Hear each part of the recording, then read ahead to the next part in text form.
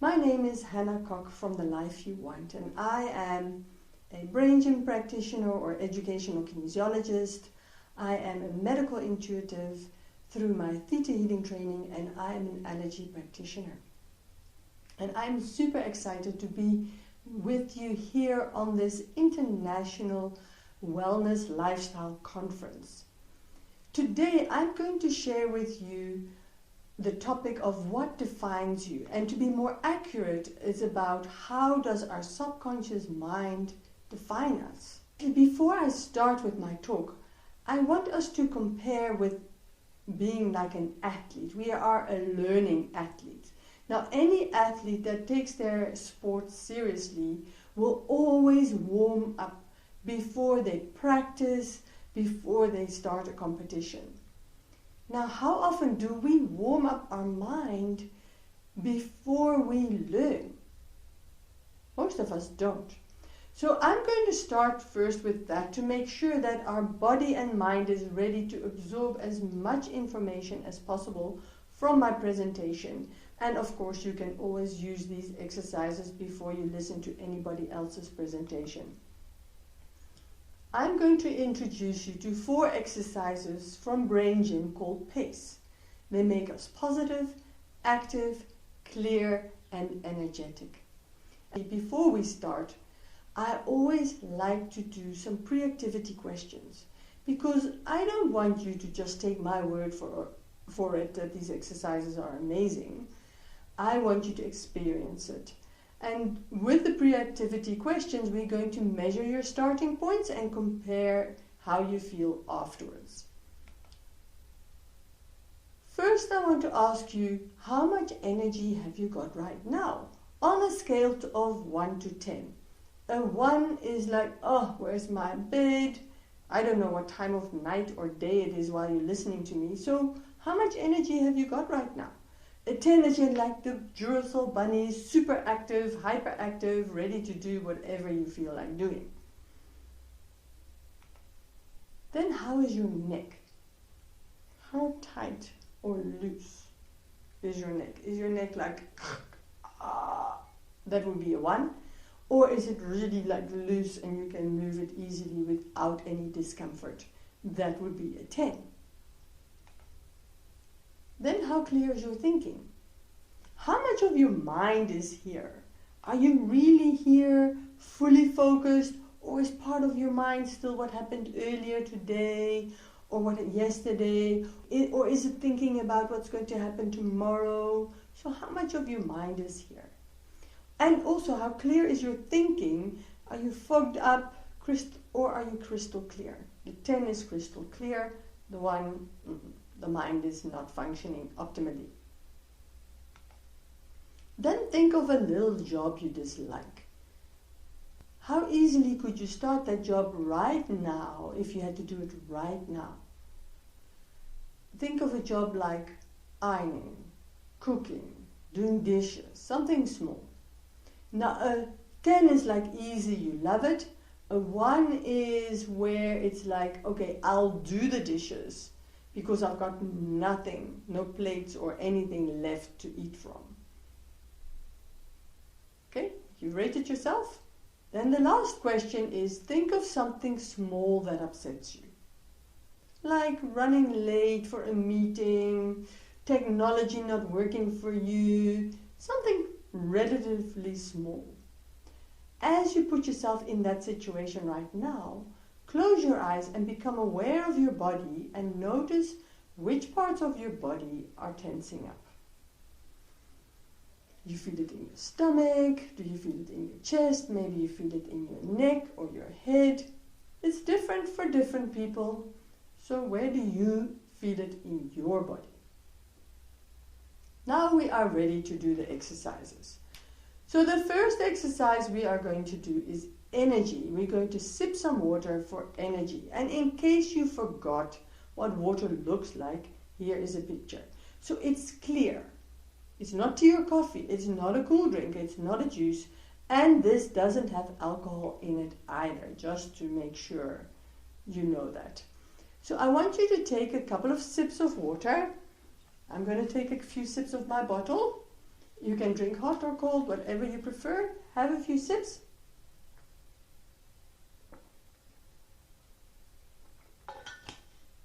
And just notice, what does it do for your energy? Most people find that they have more energy after they've had some water to drink. Symptoms of dehydration are these: moody, irritable, and tired. So if you feel any of these, most people are inclined to start eating when they feel like that. Have a few sips of water first. And if you still want to eat afterwards, by all means, do that. But water really helps. And most people find when they've had some water, they feel their energy has lifted. The next exercise we are going to do is brain buttons for clarity. What I want you to do is you're going to put one hand on your belly button, and with your other hand you're going to make a U shape, slide down from your eyes, down, down, down to just below the collarbone on each side of the sternum. And then with your eyes you're going to go from side to side, scanning the horizon. And breathing is also very useful to do.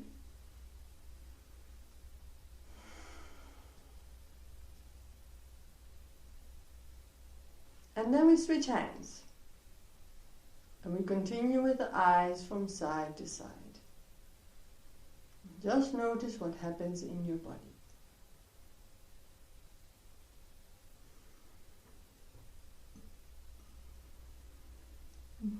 This exercise often makes me yawn. If I yawn, there's stress release, yours or mine. I yawn. Okay, so I want you to roll your neck again. How does your neck feel now? Most people find that their neck is looser. And how is your thinking? How much more aware and focused are you? Again, most people notice that they are more focused and more present. For the next exercise, we're going to do some cross crawls. So how that goes is you're going to lift up a knee and bring your opposite hand to the knee. So your right hand goes to your left knee, and then your left hand goes to the right knee. And if you're energetic and have the balance, you can bring the elbow over. If you struggle with balance, you can do it sitting and then just push with the knee and the hand against each other so that you feel the whole core tense up. And again, breathe, always healthy, always helpful. And then we can do some to the back. Now you might not see my feet, but what I'm doing is I'm reaching behind me with my right hand. I'm going for my left foot, and then vice versa. So you cross over, make sure you're crossing over. Now think of that job again that you didn't want to do. How does that feel now? Most people find that the job is easier. If you didn't find that the job is easier, what I suggest is that the rest of the presentation, you do keep on doing the cross crawl. And by the time the presentation is finished, you'll beg me to do the job. No, I'm just joking. Okay, now you can have a seat again. And we are going to do the hookups. So for the hookups, as I said, you can be sitting down, you can do it standing up as well. And for step one, you're going to cross your ankles, and then you're going to bring your hands forward with the thumbs down. The back of the hands are touching, one hand over the other. You interlace your fingers and bring it in and under. If you struggle with this, what also can be an option is that you bring your hands, you cross them on your chest, and then you bring the hands together. Your tongue goes behind your teeth as if you're saying an L, and just relax.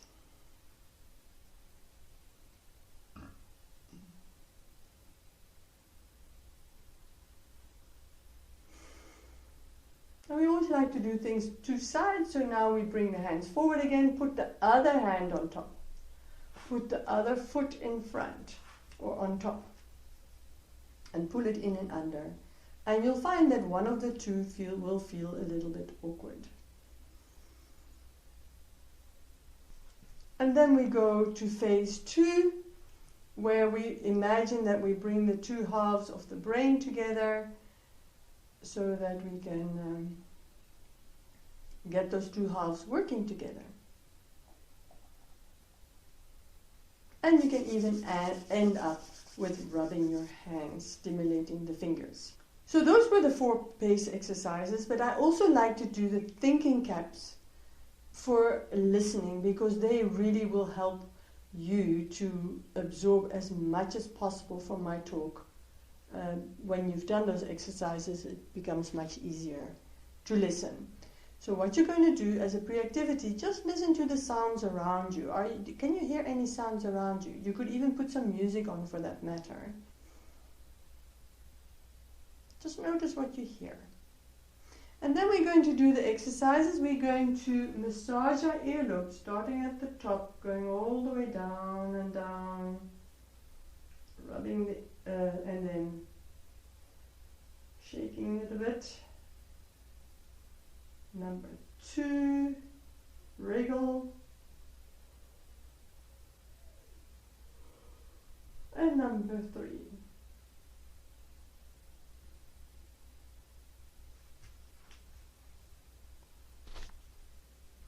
And just listen again and notice, what are you hearing? What sounds are you hearing? Most people find that they can hear more clearly, they can cut out the background noises better, and also their focus has improved. So now I'm going to talk with you about how does our subconscious mind defines us. You see, most of us, the beginning of 2020, thought we're in charge of our life. You know, we take in through our senses, we see what's happening, we plot and plan for our goals and dreams, and we are on our way to create the life that we want. We think we are in charge. And then COVID-19 came along, and all of a sudden the world changed. Most of us were locked up in our houses for many times. We have now a virtual conference because we can't get together on big groups. With my presentation, I'm going to share with you how little we are in charge of our lives with our conscious mind, let alone the coronavirus. We ourselves limit how much we are in charge of our own lives. So let me share with you what I mean. You see, we have the conscious mind that likes to have the plots and the plans and the goals and the dreams. And then we have a subconscious mind. So here's the conscious mind and there's the subconscious. Now, the interesting thing is the conscious mind can process somewhere between 20 to 40 pieces of information per second. And hopefully many of those pieces are focused on what I'm sharing with you. And then we have a subconscious mind. Now, how much do you think the subconscious mind is processing while your conscious mind is processing the 20 to 40 pieces of information? Some people think it's 100. Sometimes they maybe think, if they really wild guess, it's 100 times more. So it's 4,000. But no. Our subconscious mind can process 40 million pieces of information per second. And I've heard even other people say that it could be 40 billion. Doesn't matter. It is a lot more. This ratio is not even accurate, but just to fit in the picture, here's our conscious brain and there is the subconscious. Now, why do we need such a big subconscious mind? Well, we store beliefs and emotions in there. All our memories that we have experienced up till now are in there. Then we have taken stuff on from other people, from previous generations even. We have energy centers that are reading the information around us. That's using some of that 40 million pieces of information. Then we, on a subconscious level, are constantly aware of how much tension there is in each muscle fiber and in which position each limb is. Then Our body just runs itself. While you're listening to me, you're digesting your food, you're breathing, your heart is beating, everything is synchronized, you're creating new cells, your hair is growing, your nails are growing, you name it. The body runs itself, and that takes energy, and that takes consciousness and information. So while you are listening to me with this presentation and watching me, you are subconsciously aware of the temperature, the air pressure. As I mentioned, we know the limbs where they are, the muscle tension, but also if there are other people with us in the room, we read their vibe. Are they happy? Are they sad? We read it. Then the building we're in, we also read that information. And so we have all that information coming into our mind-body system, and we will be totally overloaded if we had to deal with everything. So it needs to be filtered out. Now, what is the filter? And why do we have the filter? Let's do first a little experiment before I answer those questions. Look at these dots. How many black dots do you see? Okay. While you were counting those black dots, how many yellow ones did you see? Did you see any yellow ones? You might have seen them, but did you count them? No, because you filtered the information out based on what is relevant, because I asked you to count the black dots, not the yellow dots. We can compare it a bit with what is going on with social media and the adverts that are presented to us on Google and the social media platforms. What is happening is that in the background, our activities are monitored, and it creates an algorithm specifically for us. It finds out what our interests are based on what videos we watch, what profiles we look at, what groups we belong to. Then if we go somewhere and we have our cell phone GPS on, it knows exactly where we're going. What did we Google last? If you had voice recognition, it hears the words that you're talking, and so it knows where your interest lies, and so it will present information that is relevant to you. Now, our subconscious, in a way, does the same.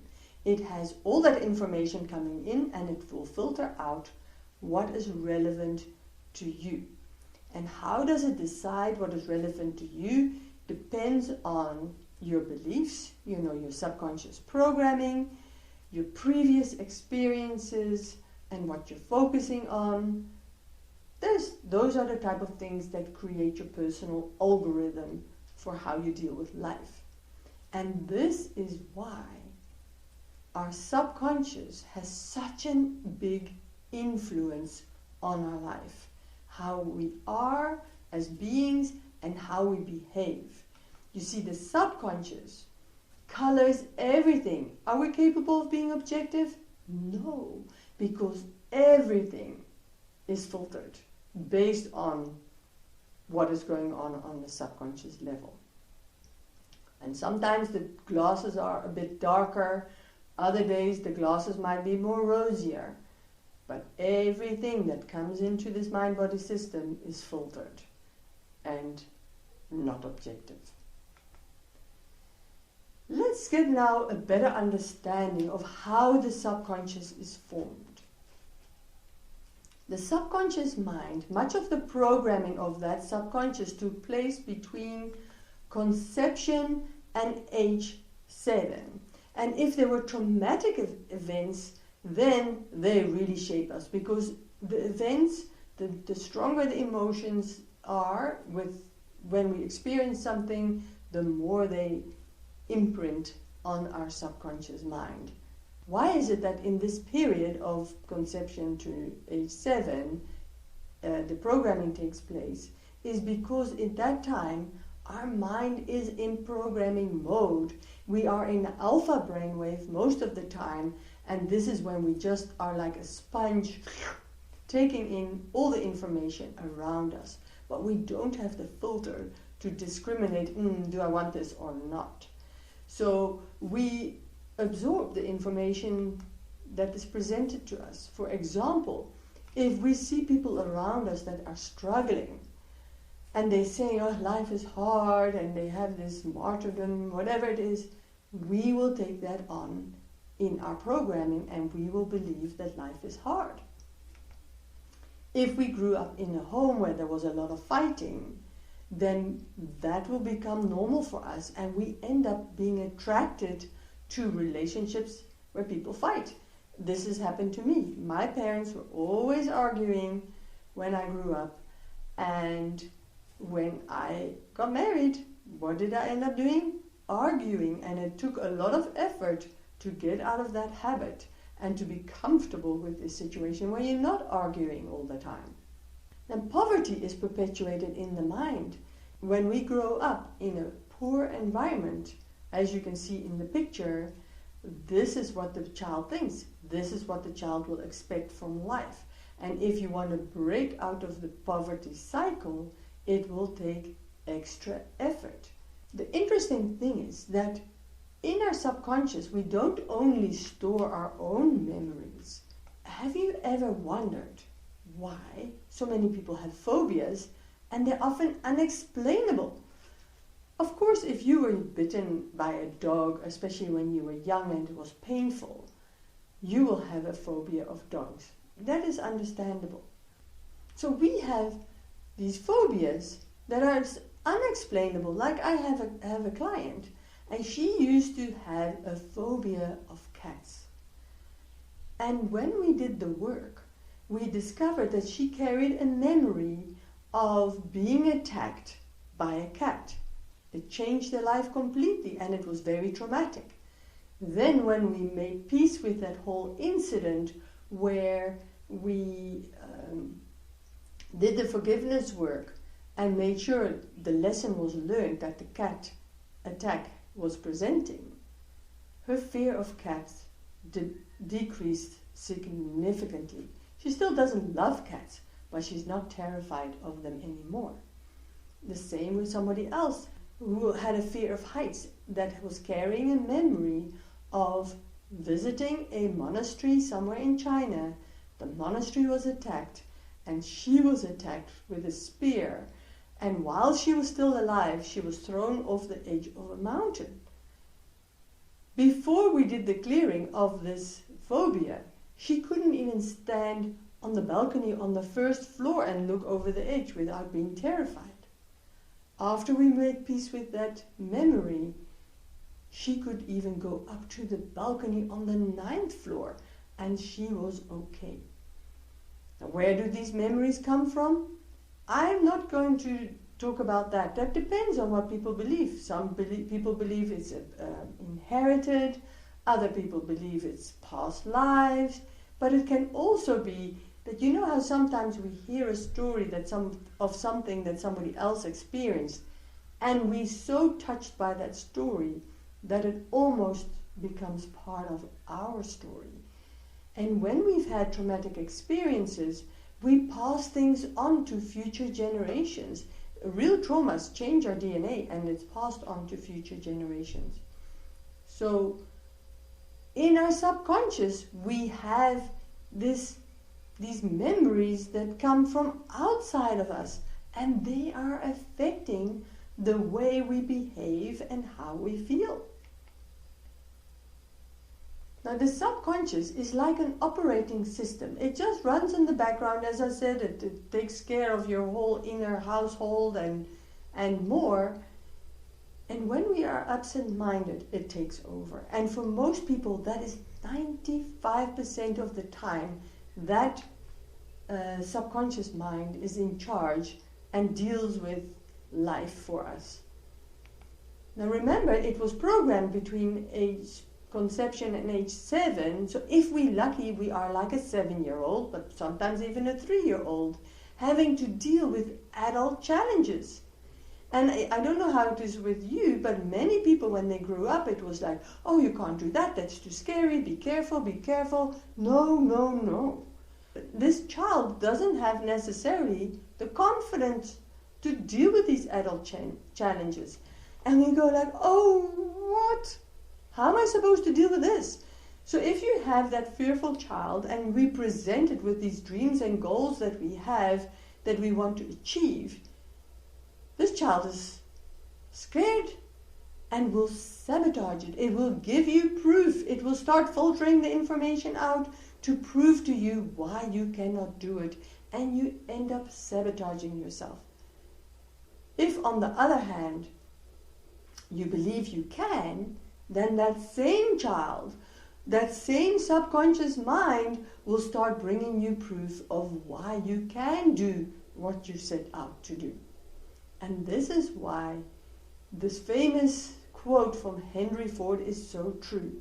Whether you think you can or you can't, either way, you are right. Can you see now how our subconscious mind defines us? It either supports your goals or it sabotages it. And for many of us, it sabotages our goals. So, now that we know how it affects us personally, let's have a look at how the subconscious mind affects the world problems that we're dealing with, like abuse, addiction, crime, learning difficulties, and poverty. Health. Let's start with abuse. How often have you heard that the person is in an abusive relationship, they get out to only step into a next abusive relationship? In other words, they get involved with the same person with different clothes on. Why is that?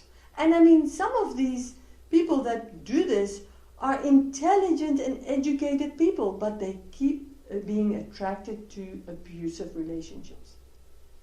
Remember, of their programming, if they grew up in an abusive home, then that is normal for them. That feels familiar and comfortable. And they end up recreating, attracting the same type of environment as they grew up in. And only if we change the subconscious programming can we really start attracting different quality of relationships. Addiction. The subconscious plays a huge role in addiction. Our conscious mind says, don't do that, don't do drugs, don't drink. But we do it. We can't stop it because there is this urge. What drives that urge to use or abuse these substances? Guaranteed there's unresolved trauma somewhere. There's a hole in somebody's heart and they're trying to fill that hole with the substance. There can be inherited issues at play. People talk nowadays about the addiction gene. Definitely, there are beliefs around being unworthy, valueless, there's a victim mentality, etc. How often do you hear of people, they go into rehab, they get out, they do okay for a while, and then they relapse, especially when life throws a wobbly at them. They relapse. Why? Because of that subconscious programming. It has to change to make it easier to stay off the substances. The same for crime and poverty. Now, you don't have to be that poor to have those beliefs and be stuck in poverty. Many of us have many negative beliefs about money and wealth. We put a ceiling on how wealthy we can be. Also, what do we then say about money? Do we say, I don't have enough money for this, I'm poor, poor me, you name it. Our beliefs have a huge influence in our ability to create wealth. So crime and poverty go hand in hand. If we're stuck in the beliefs that we cannot earn enough money to have a nice lifestyle, honestly, then we'll revert to crime. It's a belief. If we believe we can't earn money or if we believe we can, either way we are right. Our ability to learn and our beliefs are also like this. When you grew up, if people told you were stupid, but even if your parents were told they were stupid, then you carry that in you. I'm stupid. How good are you going to be with learning if you think you're stupid? As soon as you excel, you think, that's not possible, and you will drop down to your level of stupidity that you think you deserve. Our relationship with the teacher has a huge influence on our ability to perform in a certain subject. So if we have rejection issues and a teacher speaks harshly to us or looks in a certain way, we think the teacher doesn't like us or we don't like the teacher, that will affect, for most kids, how well they do in that subject. Allergies play a huge role in our learning difficulties. Did you know that allergies can cause brain fog and this restlessness? So your ADD symptoms can be a symptom of allergies. And I have managed, through subliminal programming, help people to get rid of their allergies. I'll talk about that more a bit later. Then the atmosphere in the school has an influence. You know, certain buildings, you walk in there and you just feel at home, and there's growth and a wonderful atmosphere, and you feel safe. Now, if you don't feel safe, you cannot learn easily. It's hard. But if the atmosphere in the school is not safe, it will affect your abilities to learn.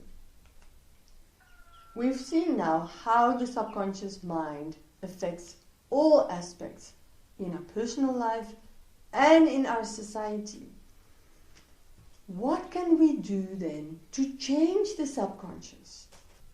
Have you noticed how hard it is to will yourself out of a habit, to tell yourself, now I'm going to eat right, now I'm going to stop the abuse, or I'm going to stop the addiction?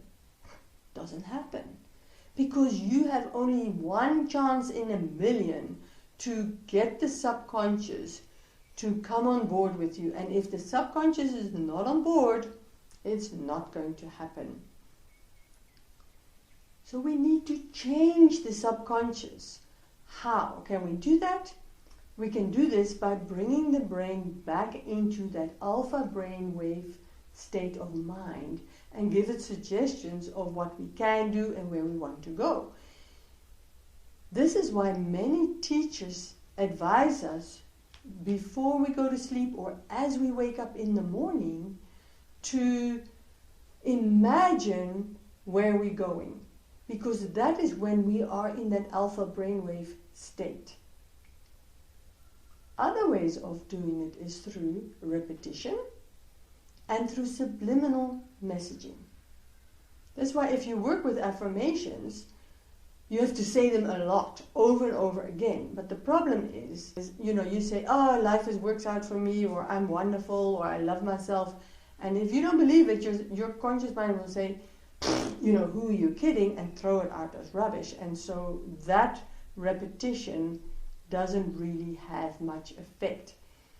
If, on the other hand, you can have repetition and subliminal messaging at the same time, then you can really change and reprogram the subconscious.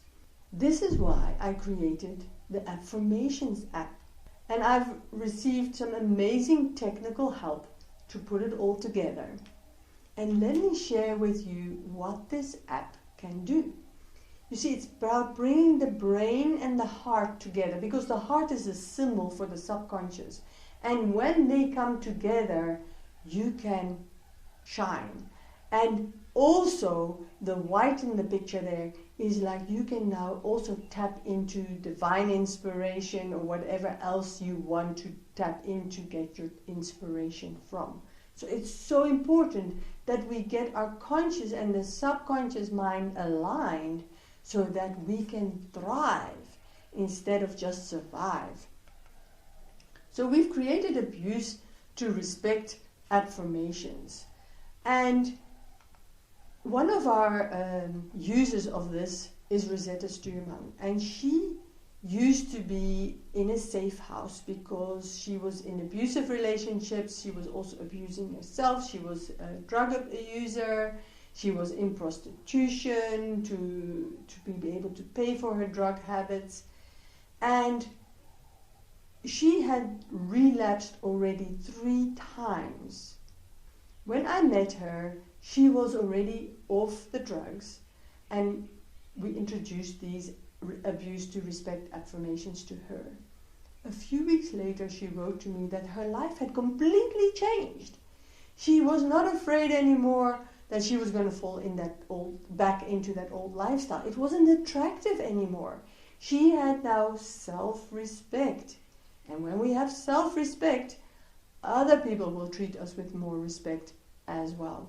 So then we have the overcoming addiction affirmations. Now, some of these affirmations are also part of the abuse to respect affirmations. But here, this set is where we've combined it with the allergy affirmations, because if we are sensitive to a substance, that's what we call you're allergic to the substance, you will get a kick out of that substance. And that's why it's so attractive. When you get rid of your allergy for the substance, it doesn't do it for you anymore, and it becomes much easier to let go of that addiction. On the poverty side, we have wealth mindset affirmations. As I mentioned before, is your subconscious programming on wealth and your ability to earn money? When you change that, we have seen people that have used these affirmations, they found work, create work, life changed for them. Then we have the atmosphere affirmations. Criminals don't randomly choose a victim. They're reading your vibe. And with these atmosphere affirmations, the vibe in your home, the vibe within yourself changes from fear to love, and then the criminals are not attracted to you so much anymore, and so you decrease your chances of being exposed to crime. And that is something very relevant in South Africa, where I am staying. With education, as I mentioned before, there are so many beliefs that affect our ability to do our maths and science. Because math and science, we need to use our higher thinking. When we're fearful, we can't use that, and we struggle.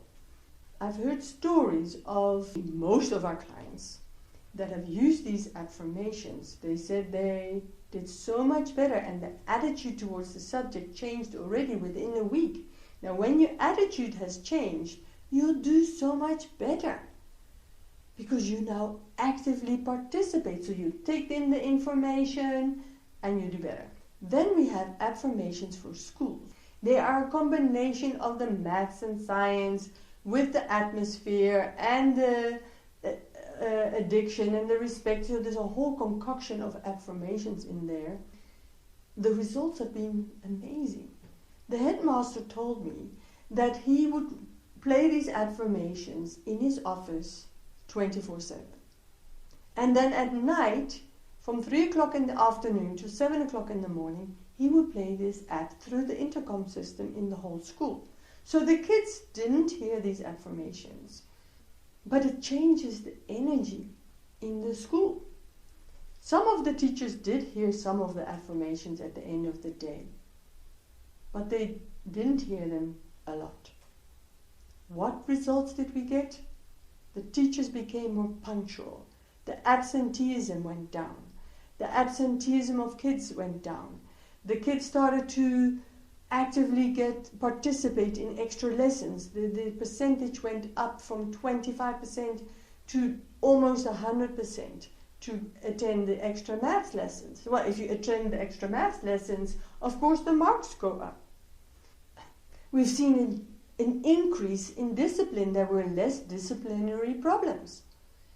What was also amazing, that normally this school, over the Christmas period of 6 weeks when our schools are closed, they would have 5 to 10 burglaries in that time. This year, they had 1 burglary, but nothing was stolen because the police was there in time. Isn't that amazing? the vibe of the school had changed so much that they became less attractive for criminals. The last story I want to tell about the school is one specific learner who had been suspended at the beginning of the year, still had difficulties by August. They started using the affirmations in September. Within a few months, this child did a 180 because he was the only one that actually heard the affirmations very softly in the headmaster's office. His marks went up and he changed so much that he became head boy, the leader, the student leader of the school. That just shows you how much effect our subconscious programming has and what the effects can be when we change that subconscious programming. We have these allergy relief affirmations, and it's amazing how people get rid of many of the allergy symptoms, like the wheat and dairy allergies, the sinus problems, through the reprogramming of the subconscious mind. Now, I'm not making a claim that this is going to heal people that are anaphylactic for stuff. If people are anaphylactic, by all means use it. But before you even think about reintroducing those allergens that you're anaphylactic for, always work with a medical practitioner. We have an affirmations gift for you. Life 2020 was super interesting thanks to this coronavirus. Things changed. These immune booster affirmation has been amazing. It's a known fact that our immune system is directly affected by the stress levels that we have. The higher the stress, the weaker the immune system. What we do with these immune booster affirmations, and actually with all the affirmations, we release many of the self-sabotaging emotions and beliefs, and then we put uplifting affirmations and emotions in there. And so we do the same with these immune booster affirmations, and the results have been phenomenal. We've seen people that were feeling sick recover within 24 hours. We've seen people recover from illnesses, from flu symptoms, without having to go to the doctor, yet normally they always have to go to the doctor. We've seen people recover from COVID-19 symptoms much faster. Now again, we're not making the claim that this will heal everything, but it does seem to strengthen your immune system. And the stronger your immune system is, the more you can deal with the viruses and bacteria and whatever else comes in, so that you can either not have any symptoms, or the symptoms are milder than they would have if you hadn't used these immune booster affirmations. So for those of you that are interested in getting these immune booster affirmations, what you can do is go to our website, as you can see on the screen here, thelife-you-want.com.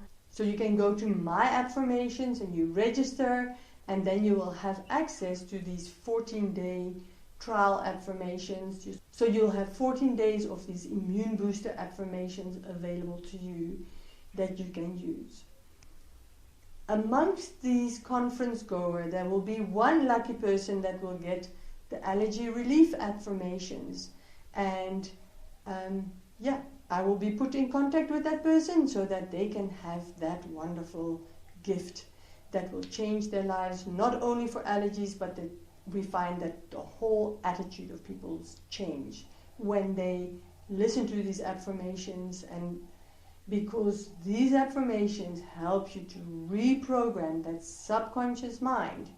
Because remember, that subconscious mind really defines how you feel about you and how you behave. The more you change your subconscious mind and take charge of it, the more you take charge of your life, the more you can switch from surviving to thriving.